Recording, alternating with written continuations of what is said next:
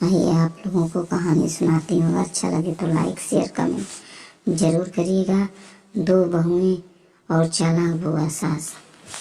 इसमें जो है आभा और माया दोनों ही देवरानी जेठानी थी। माया नौकरी करती थी और अनीता घर संभालती थी। उनका परिवार बहुत बड़ा था। सास ससुर और दोनों के बच्चे कुछ मिलकर घर में 10 लोग थे। आज कई सालों बाद उनकी बुआ सास अपने भाई के पास रहने आई थी। सुबह उठते ही बुआ जी ने देखा कि आभा जल्दी जल्दी अपने काम निपटा रही थी। माया ने सबका नाश्ता बना दिया। जिस नाश्ते को आभा ने सबको परोस दिया, उसके बाद माया ने खुद अपनी टिफिन पैक कर लिया और जॉब पर चली गई। आभा ने फिर दोपहर का खाना बनाया और थोड़ी देर बैठ गई अपनी सास और बुआ के सास के पास। बुआ सास से रहा नहीं गया। अब आभा से बोली कि छोटी बहू तेरी जिठानी माया तुझ पर बड़ा हुक्म चलाती है। सुबह से देख रही हूँ रसोई घर में तू ही लगी हुई है और वो महारानी दिखावा करने के लिए सबको नाश्ता परोस रही थी, जैसे ही उसी ने बनाया हो। ये सुनते ही आभा ने अपनी बुआ सास की तरफ देखा और बड़ी प्यार से कहा, नहीं ऐसी कोई बात नहीं है बुआ जी, माया बहुत ही अच्छी है। बुआ बोली, तू बहुत भोली है। आभा घर में सब समझती हूँ, इतनी बूढ़ी मैं ऐसे ही नहीं हुई हूँ। माया से अब रहा नहीं गया और वो बोली कि नहीं बुआ जी, आपको अनीता दीदी का बाकी सबको नाश्ता परोसना दिखाकर आपको ये नहीं बताती कि उन्होंने मुझे डांट कर सबसे पहले नाश्ता करवाया, फिर चाय पिलाई और वो रोज ही मुझे सबसे पहले ही नाश्ता करवा देती है, वरना सबका नाश्ता बनाने में मैं नाश्ता ही नहीं कर पाऊंगा। वो मेरा इतना ख्याल रखती है। दीदी सुबह जल्दी उठकर मंदिर की सफाई करके फूल सजा कर रखती है। वो मुझे खुद से 1 घंटा लेट उठने को कहती है, क्योंकि मुझे उठते ही नहाकर सीधा रसोई में ही जाना पड़ता है। शाम को ऑफिस से आते ही दीदी बाजार से सब्जियां लेकर आती हैं, क्योंकि हमारे हस्बैंड रात को लेट हो जाते हैं।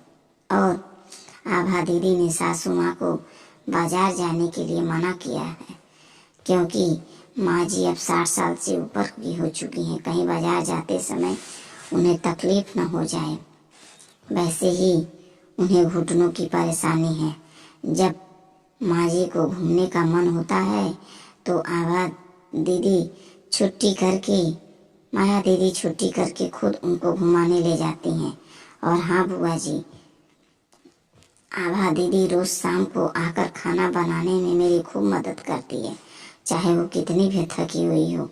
वो मेरी जेठानी जरूर है, मगर वो मुझसे अपनी छोटी बहन ही मानती है। मैं उन्हें बड़ी बहन मानती हूँ। ये सब सुनते ही बुआ चुप हो गई।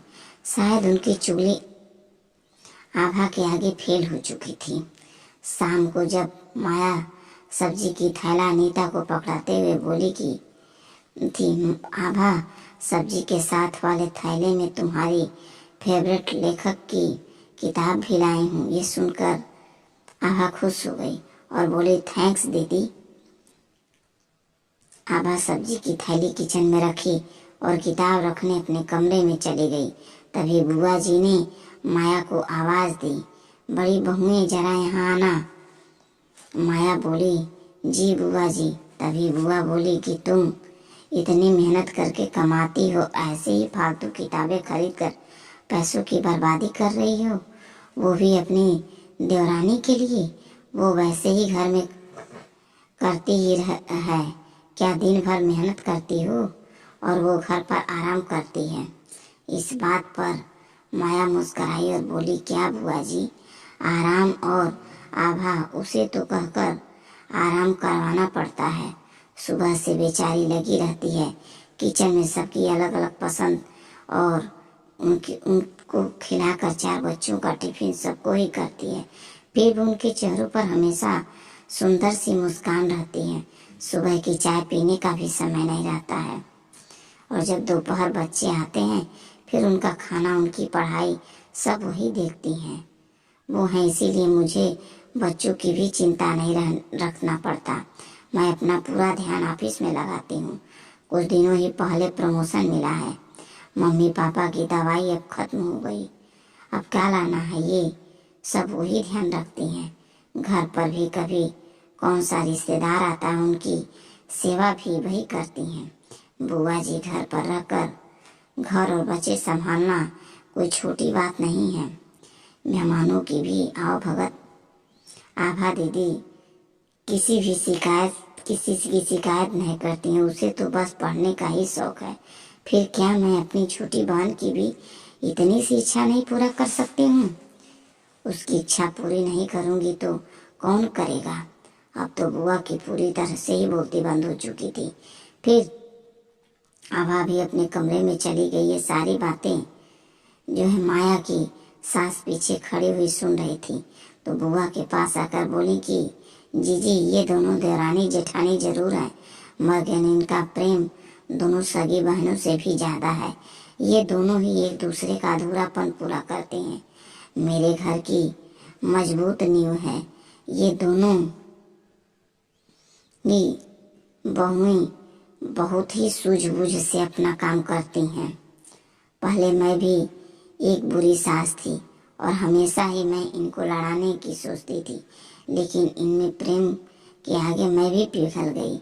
वैसे भी इनको लड़वा कर नुकसान तो हमारे ही घर का है ना, इसीलिए मैं भी इनके ही प्रेम में मिल चुकी हूँ।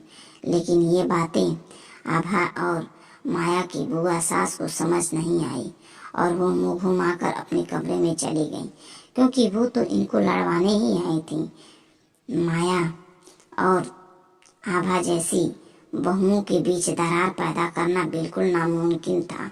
दोस्तों, अगर माया और आभा जैसी बहुएं बेटी हर घर में हों तो उनके प्यारे घर को बड़ी से बड़ी ताकत भी नर्क नहीं बना सकती है। वाकई में मैं ऐसी बहुएं हर घर में हूँ तो हर घर एक स्वर्ग सा बन जाएगा। आप इस कहानी के बारे में क्या कहते हैं दोस्तों? आप अपना सुझाव जरूर दीजिएगा और कमेंट करिएगा। अच्छा लगे तो इसको इतना शेयर करिएगा कि हमारे YouTube चैनल पर भी जो है साथ दीजिएगा। जय हिंद।